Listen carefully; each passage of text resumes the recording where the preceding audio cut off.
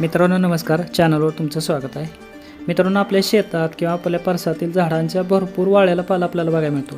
त्याचं आपण काय करतो, जाळूनच टाकतो. त्यापेक्षा जर त्यापासून आपण टिकाऊ कार्बन तयार केला तर कसा करायचं ते बघूया.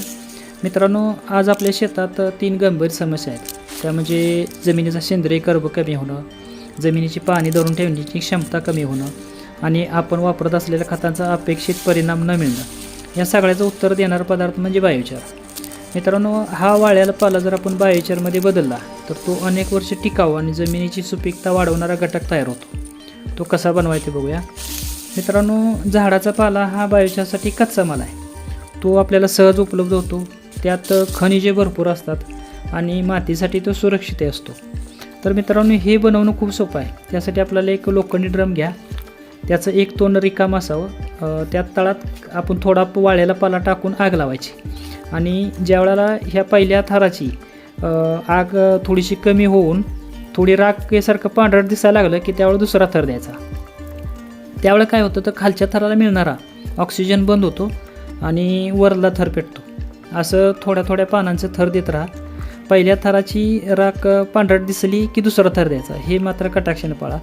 असं करता आपण ज्यावेळेला शेवटचा थर पेटला आणि त्याची पांढरट राख दिसू लागली की त्यावेळेला सावधगिरी बाळगून भरपूर पाणी वापरा. तिथं पाण्यानं ते थंड करा आणि झाला आपला बायोचार तयार.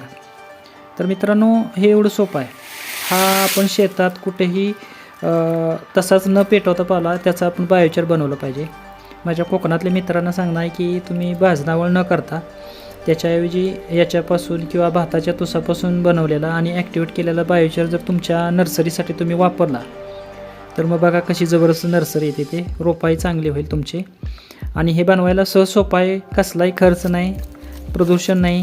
इतर वेळी जेव्हा आपण पाला पेटवतो त्यावेळेला त्याचं कार्बन डायऑक्साईड वायूमध्ये रूपांतर होऊन वातावरणात ते हानिकारक ठरतं आहे. तर तसंही होत नाही. हा बनवला की हवेत न जाणारा टिकाऊ कार्बन तयार होतो, जो तुमच्या शेताचं मग ते कशाचंही शेत असू द्या त्याचं उत्पादन चांगलं द्यायला सुरुवात होईल. तेव्हा वाया न घालवता ह्याचा आपण बायोचार बनवा, ॲक्टिवेट करा आणि वापरा. ह्या अशाच माहितीपूर्ण आणि उपयुक्त माहितीसाठी चॅनल सबस्क्राईब करायला विसरू नका. व्हिडिओ आवडला असेल तर लाईक करा, शेअर करा. धन्यवाद मित्रांनो.